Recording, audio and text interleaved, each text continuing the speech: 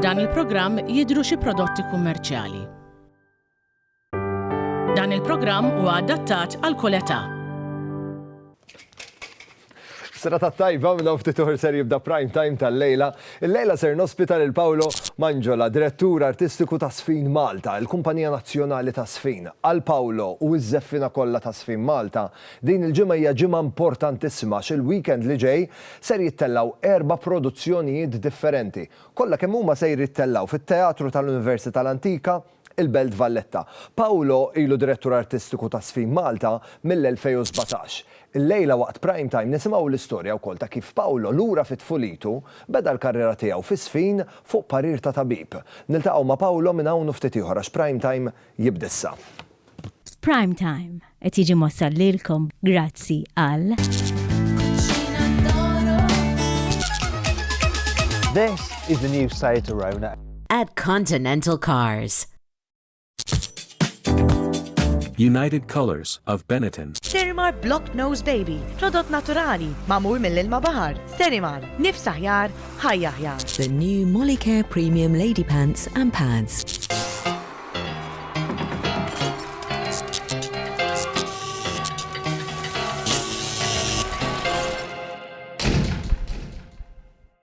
Is-serata tajba u nilqakom għal prime time illum l-4-15 ta' Frar.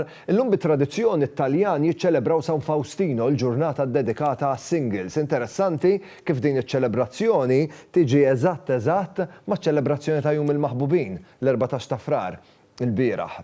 Wasal il-ħin biex il-laqqakom mal-mistieden tiegħi il-lejla. Il-mistieden tiegħi il-lejla beda l-karriera tiegħu ta' ż-żfin għax meta kien tfal, tabib kien qallu li jekk irid jieħu ħsieb saħħtu irid jibda jisfen.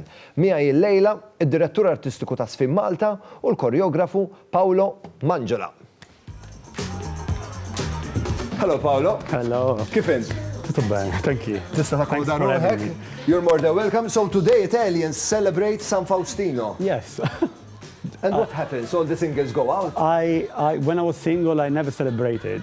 Now I am in a relationship, so I don't know. So you celebrated yesterday? Yes. Paolo, as a tradition for prime time, I need some of your details so I can fill in this document. Name and surname? Paolo Stefano Mangiola. Paolo Stefano Mangiola. Date of birth? 26 December. On Boxing Day, exactly. On Boxing Day. 78. Where in Italy were you born, Paolo? Melito di Porto Salvo. That's a difficult one. Porto Salvo. Currently residing in Fgura, Malta. In Fgura, Malta. And your profession? I am a choreographer, and at the moment I'm an artistic director. Of ż-żfinMalta. Paolo, going back to your childhood, you literally started dancing upon a prescription from your doctor. Pretty much. How did it all come about? It all started, I had a big problem, a health problem with my liver when I was 6, 7. And I used to spend some time at the hospital. And I come from the south of Italy. And the only hospital at the time that could sort of find a cure was in Genova. It's a pediatric hospital for kids. And the last time I went there, I was very skinny. And the doctor said to my mom, look, Paolo needs to either do swimming or ballet or dance. And we came back to Reggio, and my neighbor upstairs, she was going to ballet school. And my mom was like, just go with her. Just go with Manuela. So I remember kind of walking with her, because we used to just walk a lot when we were kids. And there was this bridge. Anyway, we arrived at the school. I felt immediately super familiar with that space. I loved it. And after a couple of weeks that I was going to the school, the teacher, which at the time was a prima ballerina from San Carlo, from Naples, she used to get the train, come all the way every Monday. To give lectures. To give lectures, and then going back to Naples. So she called my mom. And she asked her to come and to have a look at the class. So behind the reception of the school, there was kind of a square window that you could look through, but in the studio was a mirror. So my mom watched the entire rehearsal as if she would be some sort of, I don't know what, she didn't understand anything of dance. And at the end, the prima ballerina said, Paolo is a dancer. He needs to absolutely go to Milano in Scala or do an audition for the Opera di Roma. There and then, like literally after a couple of... Literally after like a couple of weeks. And guess what happened after? It was the 80s. So, you know, my parents, even though they are very supportive, they weren't gonna move the entire family from Reggio to Milano. So they took me out of the school. From that school? From that school. Simply because, I mean, I carried on dancing, but that was a big sort of reveal for them. So then I started doing... It was kind of overwhelming, the Yes, news. yes. Imagine it was the 80s, so it was it's not like now that you get to... Arts. Arts wasn't so part of our everyday life. No, not at all. And also my parents, they come from different industries. They were both working, but you know, when you get someone like a crazy ballerina come to your son and tell you like you have to move to Milano, to the dancer. other side of Italy for him to dance. Paolo, how long have you been in Malta? I've been here for 6.5 years now. Allura li mill-iktar kelma li tuża bil-Malti? All right. I use few ones. Ara is my favorite one, and obviously Mela. Sometimes, if I want to be a bit more, I say ġeffiena. If you want to flaunt your Maltese? Exactly. But I have a partner, he's Maltese, and he tried to teach me Maltese at the beginning. It just did not work. But then by time you'll yes, start and I think understanding what's it great more. about Malta that you guys speak so well Italian, besides English, of course. So when I arrived here, the first thing that Maltese people do, they will speak Italian to me. So that makes you a bit lazy to learn Maltese. Exactly. And then I would reply in Italian, then I would reply in English. I'll be like, oh my God, your English is so good, let's speak English. So I never got the chance to actually speak Maltese. But I would promise that I have to learn because, you know, it's a beautiful language. So Paolo, for you, for ż-FinMalta, and for all the dancers of ż-FinMalta, this is a very important week. It is. Before we speak about what's going to happen next weekend, like this coming weekend, take us a bit backstage. Before an important dance show, how do dancers prepare? I mean, the physical preparation is very important for a dancer. Absolutely. And in this particular work as well, because they have to shift between 4 different languages and 4 different choreographers. So it's not only a physical preparation, it requires a lot of concentration and a lot of mental preparation. Because you see, dance is not about only movement. A movement in itself, it means nothing. There needs to happen an intention behind. And every different work has different intentions. So these amazing dancers from the company, they all work with their minds first, to try to really match what the idea of the choreographer is. And it requires a lot of time, rehearsals, and hard work.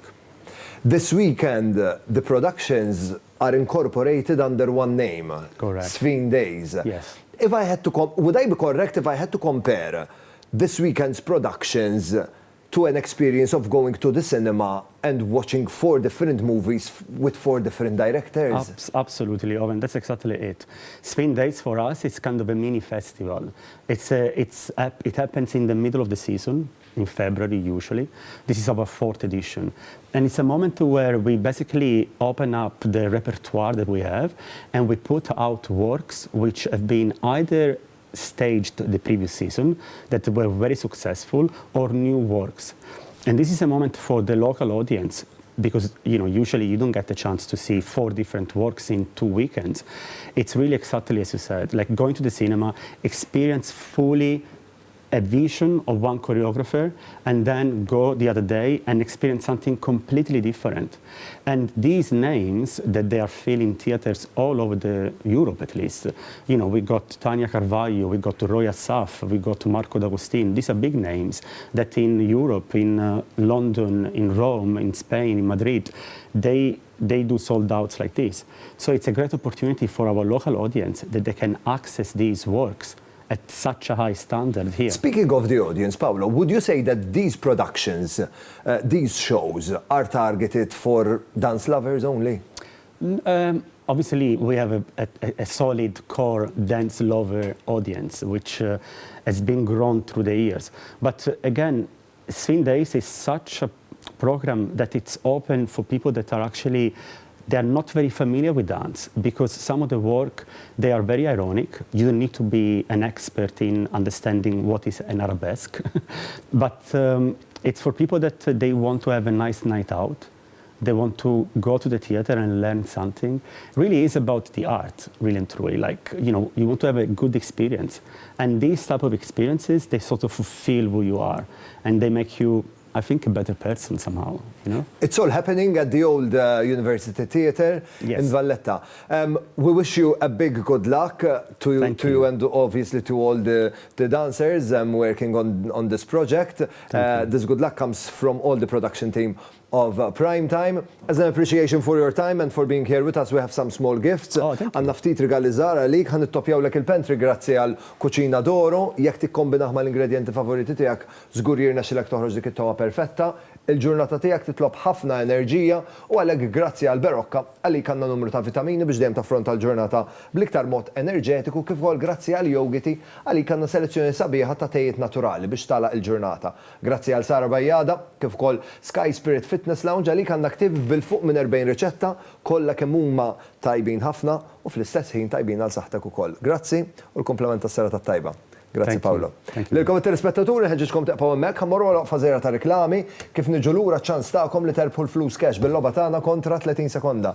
Taqgħu hemmhekk.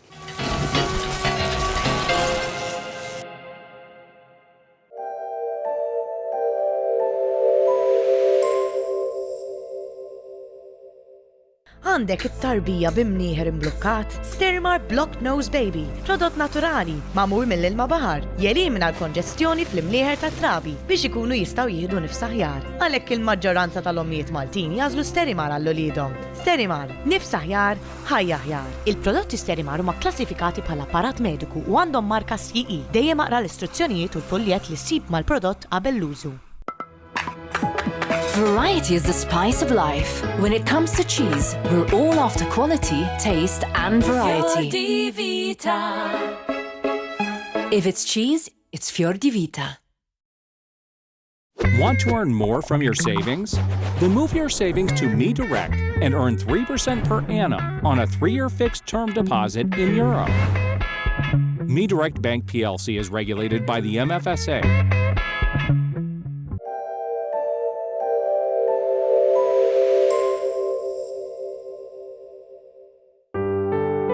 F'dan il-programm qed jidhru xi prodotti kummerċjali.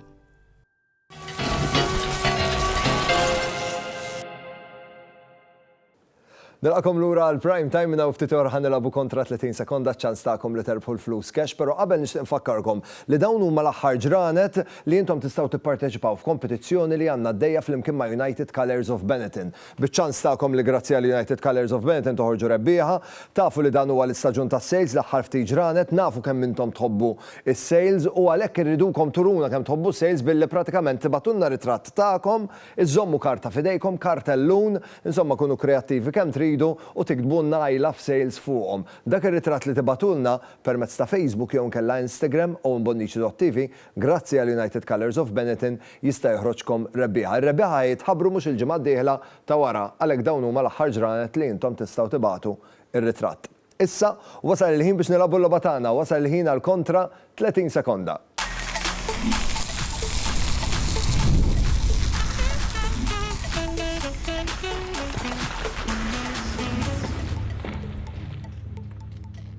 Mil-bira ridna jackpot ta' 175 euro ma tkun idea ħażina xejn jekk jintrabaħ il-lejla u xi ħadd minnkom jieħu dawn il-flus cash id-dar. Is-sera tat-tajba minn hemm? Dajen, liema setta domandi tixtieq mis-set numru 1 sa set numru 10? Is-set numru 4 bl-għażla tiegħek. U bis-set numru 4 il-jackpot ser jiżdied b'5 euro, tlajna għal 180. Stajna minna passi kbar, imma nkunu pożittivi u ngħidu aħjar żidna milli naqqasna. Il-30 sekonda tiegħek dejjem ħajtilqu issa awguri, tlaqna. 3, 2, 1. Fl-liema belt Ewropea ġara l-inċident li fih mietet il-Prinċipessa Diana. Franza. Ħażina. Liema sinjal żodioku tissejjaħ it-tewmin bil-Malti?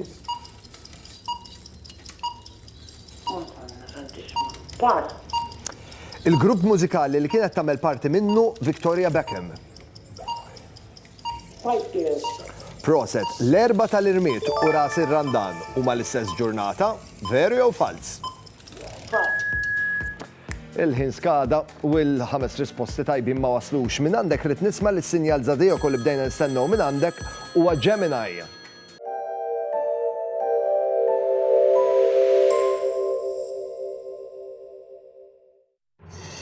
The kollha Greek yogurt has a natural, gentle and creamy taste. It is a high-protein, refreshing snack.